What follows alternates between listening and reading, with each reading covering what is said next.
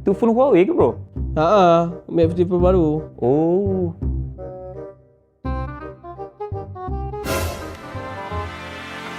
Bila sebut mengenai smartphone Huawei, aku pasti sampai sekarang ni mesti ada peminat dia yang tersendiri dan juga masih ada yang skeptikal dengan penggunaan smartphone Huawei disebabkan oleh tak ada Google Ecosystem sejak dari kes kena ban dulu.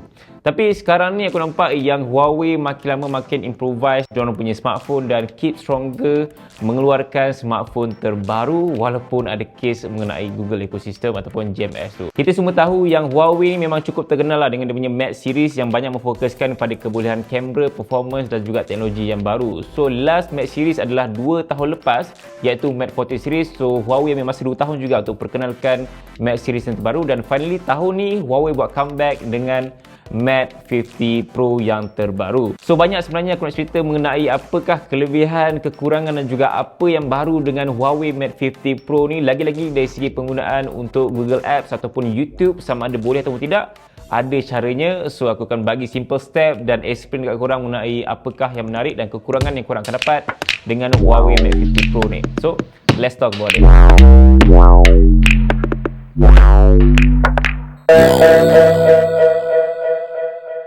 Pertama sekali, rekaan untuk Huawei Mate 50 Pro ni dia masih sinonim dan juga identical macam rekaan Mate series yang sebelum ni. Menggunakan symmetrical camera dengan material bonggol yang solid tapi tebal dan aku pasti memang kena gunakan casing untuk jaga lens kamera dari calar. Kalau korang perasan, back panel untuk Mate 50 Pro ni memang nampak unik gila kan, sebab untuk material dia menggunakan vegan leather yang memang premium habis. So warna dia pun memang menyelah. Ini adalah warna orange dan memang unik color ni. Texture untuk back panel dia memang sedap untuk dipegang dan rasa kukuh, solid. Smartphone ni ada IP68 water and dust resistant. Walaupun rekat dia nampak lebih kurang sama macam previous model, tapi aku nampak ada jugalah perbezaan ni, lagi-lagi dari segi color untuk bonggol kamera ni. Dia differentiate antara lens dan juga bonggol kamera.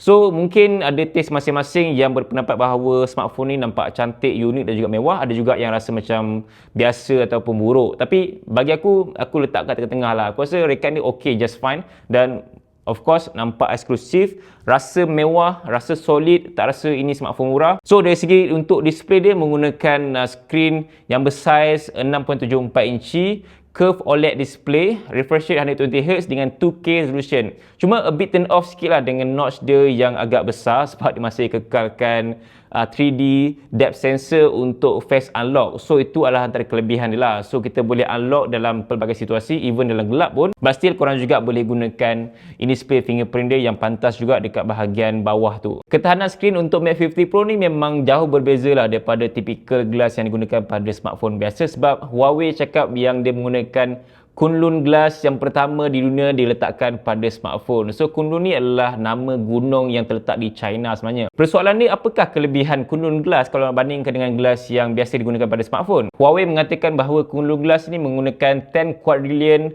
level nanocrystal yang membuatkan glass ni lebih tahan lasak dan drop resistant. Selain itu juga Huawei claim yang Mate 50 Pro ni adalah smartphone pertama yang dapat 5-star glass drop resistant certification dari Switzerland SGS certification. Setakat jatuh untuk typical normal usage masa tengah jalan ataupun duduk ataupun anak main tu memang tak ada hal dan tahan lasak untuk screen curve dia, sebab kita tahu yang screen curve ni memang costing untuk nak baiki ataupun tukar dia mahal gila. So that's why dengan ketahanan tu serba sedikit membantu untuk at least kalau jatuh biasa tu tidaklah retak ataupun seteruk macam kalau menggunakan glass screen yang biasa. So that's why itu adalah salah satu bantuan untuk teknologi Kunlun Glass yang Huawei letakkan pada Mate 50 Pro. Tapi khas untuk warna orange vegan leather ni sajalah. Kalau korang beli warna lain tak support ataupun tak ada Kunlun Glass tu. So itu something yang maybe korang nak kena consider balik lah kalau korang nak lebih ketahanan dari segi lasak ataupun jatuh tu. Mungkin korang nak kena dapatkan warna orange vegan leather ni, which is menggunakan Kunlun Glass. So Kunlun Glass ni memang bagi aku something yang agak unik dari segi nama dan juga aku dah test ni memang legit lah. So macam korang nampak kalau aku drop bawah ni macam tu, smartphone ni memang tak ada apa-apa guys. Aku campak belakang pun everything okey lagi. Seterusnya untuk bahagian prestasi, Huawei Mate 50 Pro menggunakan chip terbaru pada Qualcomm iaitu Snapdragon 8 Plus Gen 1 dengan 8GB of RAM. So kita boleh expect a good flagship performance dari Mate 50 Pro untuk gaming ataupun heavy usage. Kalau korang nak guna smartphone ni lenjang kau pun aku rasa tak ada masalah pun sebab dia menggunakan chip terbaru pada Qualcomm. Cuma bukannya 5G, hanyalah 4G saja support pada Huawei Mate 50 Pro dan aku rasa tak ada masalah pun sebab kita tahu yang sekarang ni pun 5G tak digunakan secara meluas lagi. Kalau ada pun certain bandar saja. Untuk ketahanan bateri, Mate 50 Pro menggunakan bateri sebesar 4700 mAh dan bagi aku dah good enough bagi sebuah phone flagship dengan size screen sebesar ini, but obviously this is not the best bateri untuk sebuah smartphone pada tahun ni sebab dia punya kapasiti tu tidaklah sebesar mana, but still okay untuk phone yang bersaiz 6.74 inci, berbentuk curve dan ya boleh tahan masa sehari, tak ada masalah pun actually. So bagi aku untuk korang nak extend lagi dia punya bateri pun tak ada masalah. Kalau tinggal 1% tu boleh gunakan features super energy booster dia. So at least kalau dah tinggal 1% korang enable je, boleh lagi extend untuk standby mode dalam masa 2 jam dan untuk call time pun boleh dalam masa 12 minit. Kalau bateri habis sekalipun korang jangan risau, just gunakan saja supercharging yang Huawei bagi sekali dalam kotak jualan iaitu Huawei Supercharge 66W wired dan juga ada support wireless 50W. Kalau korang nak gunakan benda tu, at least korang nak kena beli secara berasingan lah wireless tu. Seterusnya, the most interesting part adalah mengenai kamera untuk Huawei Mate 50 Pro. Kita tahu yang Huawei ni memang suka bagi all out gila lah pada flagship phone diorang, lagi-lagi untuk Mate series ni. So untuk Huawei Mate 50 Pro kali ni memang menggunakan sensor kamera yang besar juga iaitu 50 megapixel ultra aperture camera yang physically boleh adjust aperture dari f1.4 sampailah f4 dengan OIS, dan ada dua option korang boleh pilih sama ada nak gunakan visual ataupun physical aperture. Just pergi saja ke bahagian aperture priority dekat bahagian apps camera dia. Personally memang ada beza kalau guna physical, HD detection lebih accurate dan juga soft, tapi untuk visual HD detection itu struggle sikit nak fokus pada objek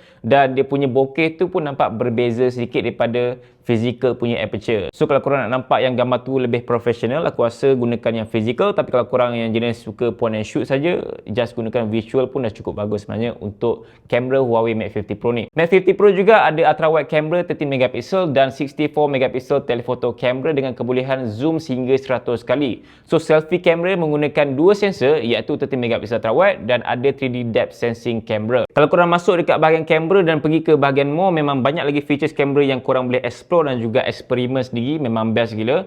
Dan most of the best features kamera memang dah ada dah pada Huawei Mate 50 Pro ni. Tapi apa yang menariknya adalah Huawei ada perkenalkan image processing diorang tersendiri yang digelar sebagai X-Match, dan ini adalah phone pertama yang ada kebolehan tu. Persoalannya, apakah kelebihan X-Match berbanding dengan kamera Huawei yang biasa ni? Apa yang aku perasan adalah gambar yang dihasilkan daripada kamera untuk Huawei Mate 50 Pro yang ada X-Match, dia punya color tu nampak lebih accurate. HDR tak over sangat tapi just nice, tak oversaturated ataupun vibrance, dan gambar low light yang lebih sharp. Ada edge detection untuk portrait mode yang lebih perform. So aku rasa dia punya kelebihan tu banyak dekat bahagian control color dan juga cahaya. Even edge detection untuk bahagian portrait mode dia pun memang perform sebab aku tak nampak yang terlalu fake sangat untuk bokeh dia. Sometimes kalau kita ambil gambar menggunakan kamera phone, kita akan nampak yang bokeh dia macam over gila kan. Tapi untuk Huawei Mate 50 Pro, bokeh dia macam more to natural bokeh lah. Dia tak nampak macam terlalu over sangat. So itu something yang aku perasan. Color dia tu memang berbeza lah daripada aku ambil gambar menggunakan Pixel ataupun iPhone. So dia ada color tersendiri lah yang membuatkan Huawei ni unik. Dan kita tahu yang Huawei sekarang ni leading top 1 untuk DxO Mark bahagian kamera. Aku nampak juga skor dia memang jauh sikit lah daripada iPhone ataupun Pixel, tapi Pixel masih di tangga kedua. Untuk Huawei Mate 50 Pro di tangga yang pertama. Dan explanation diorang mengenai kamera untuk Huawei Mate 50 Pro make sense jugalah kenapa Mate 50 Pro di tangga pertama untuk bahagian kamera yang terbaik. So that's why aku nampak ada jugalah bantuan X-Match untuk bahagian color yang lebih accurate, pencahayaan yang lebih balance, dan juga paling penting sekali adalah edge detection yang nampak lebih soft dan tak over sangat dia punya bokeh tu. So that's why aku rasa Mate 50 Pro still kamera yang bagus, but kalau korang rasa ada kamera lagi bagus pada tu, dia bergantung pada mata korang sendiri lah. Mana satu kamera yang korang rasa gambar dia baik. Yang terakhir sekali adalah mengenai software, dan ini yang paling kontroversial sekali dah. Dan aku pasti korang semua nak tahu sama ada phone Huawei ni dah boleh gunakan aplikasi Google, YouTube ataupun tidak. So Mate 50 Pro ni actually dia menggunakan MIUI 13 yang terbaru. Ini adalah phone pertama yang menggunakan MIUI 13. Banyak juga improvement yang aku nampak pada MIUI yang terbaru ni dari segi dia punya kematangan, features baru dan juga penggunaan aplikasi Google sendiri. First kali aku nak ceritakan dululah apakah features baru yang korang boleh cuba dan dapat pada Mate 50 Pro ni. So dia digelar sebagai Super Storage. Super Storage ni korang boleh remove duplicate file dengan lebih efisien, compress apps yang dah download tapi kita tak guna, so boleh juga preserve up to 20GB storage dengan features ni. Dengan adanya features untuk Super Storage ni, korang ada lebih banyak ruang storage phone untuk simpan gambar, video ataupun file lain yang lebih penting daripada file yang lama-lama tu. So itu benda yang menarik juga. So storage akan lebih jimat dan akan lebih efisien dari segi penggunaan tu. Features kedua digelar sebagai Super Hub. So features ni memang easy dan seamless tapi tak semua apps yang support. Mostly memang apps daripada Huawei sendiri sajalah setakat hari ni. So boleh drag, copy words, fotos, video dan file dekat Super Hub. Korang just drag, paste saja dekat bahagian atas tu. So memang very easy. Boleh juga selected file yang kita nak untuk dia paste. So benda ni bagi aku memang very seamless. Kalau korang nak copy gambar, file ataupun words, just tarik-tarik macam tu saja. Yang ketiga adalah Huawei App Gallery. Kita tahu yang Huawei ni memang takkan duduk diam. Diorang akan cuba improve lagi software diorang dan akan cuba cari solution untuk pengguna gunakan aplikasi Google. So sekarang ni memang dah ada solution untuk korang gunakan aplikasi Google. Kalau korang tengok dekat Huawei App Gallery sekarang ni memang dah banyak aplikasi yang digunakan oleh orang Malaysia sendiri, terutamanya bahagian banking dan juga e-wallet. Tapi untuk social media tu mungkin tak banyak lagi app Google yang tersedia untuk korang nak gunakan pada phone Huawei sebelum ni. Tapi sekarang ni dah ada solution dia. So kita just follow saja simple step ni. Korang dah boleh gunakan aplikasi YouTube macam biasa, tak perlu gunakan web browser ataupun G-Space dah lepas ni. Cara nak gunakan dedicated apps Google simple je. Korang just masuk Huawei App Gallery. Kat situ korang download apps yang namanya Lighthouse dan install. Sign in Gmail yang biasa korang gunakan untuk Google ataupun YouTube. Lepas tu masuk balik App Gallery dan download aplikasi Google yang korang nak. Kebanyakan memang dah boleh download. Contoh macam YouTube, Google Drive, Maps dan banyak lagi apps Google yang korang dah boleh gunakan macam biasa pada Mate 50 Pro. So memang dedicated apps, bukannya proxy, bukannya web browser, bukannya G-Space. So ini memang dedicated Google app. Ini adalah kelebihan baru untuk software MIUI versi Malaysia saja. Untuk yang versi China MIUI memang tak support untuk features dedicated apps untuk Google dekat Mate 50 Pro. Even tak semua smartphone Huawei yang support features ni lah. Hanya a few saja phone ataupun tablet Huawei yang akan menyokong features untuk gunakan Lighthouse ataupun kita boleh gunakan Google Ecosystem Apps dekat Huawei punya smartphone. So ini antara senarai phone dan juga tablet Huawei yang menyokong untuk MIUI 13 dan korang boleh gunakan dedicated apps pada Google sendiri. Cuma tak semua apps Google yang korang boleh gunakan lah, ada a few saja. Aku juga difahamkan yang pihak Huawei akan improvise lagi features ni untuk korang gunakan lebih banyak lagi apps Google dalam masa kehadapan nanti. So lepas ni memang tak perlu nak bergantung dah pada aplikasi G-Space ataupun web browser untuk nak tengok YouTube kan. So kita just gunakan saja aplikasi dedicated Google tadi macam YouTube, Gmail, Google Drive dan sebagainya. Cuma kekurangan yang aku nampak pada features ni adalah hanya satu Gmail saja yang boleh korang sign in untuk semua aplikasi itu. So ini kekurangan yang mungkin orang tak suka sangat, tapi ada orang yang tak kisah pun. Sebab korang tak boleh tukar-tukar Gmail, korang juga tak boleh add Gmail lain pada semua aplikasi itu, hanya satu Gmail saja. But aku rasa dalam masa kehadapan nanti mungkin ada improvement dah untuk features ni, untuk kita add lagi more Gmail dan juga boleh tukar-tukar Gmail. Apapun yang paling penting sekali, dah ada solution untuk kita gunakan dedicated apps Google pada Huawei punya smartphone, lagi-lagi untuk Mate 50 Pro yang terbaru ni. In fact, bila aku dah gunakan smartphone ni hampir 2 minggu dengan dedicated Google Apps, aku dah hampir lupa yang sebenarnya ini adalah HMS punya phone. So that's why aku rasa macam smartphone Android yang biasa dah sebenarnya. Aku berani tukar daripada phone Android aku yang biasa, masukkan SIM card dan gunakan smartphone ni macam phone Android yang biasa je. So everything feels smooth, ada Google Apps, ada WhatsApp, Instagram, Facebook, YouTube apa semua, dan kamera yang cukup padu. So that's why kalau korang nak dapatkan Mate 50 Pro, aku rasa sekarang ni memang waktu yang sesuai untuk beli phone Huawei. Walaupun dia punya dedicated apps tu tidaklah matang sangat pun, but still boleh gunakan macam biasa untuk segala apps yang korang perlukan pada smartphone Android sekarang ni.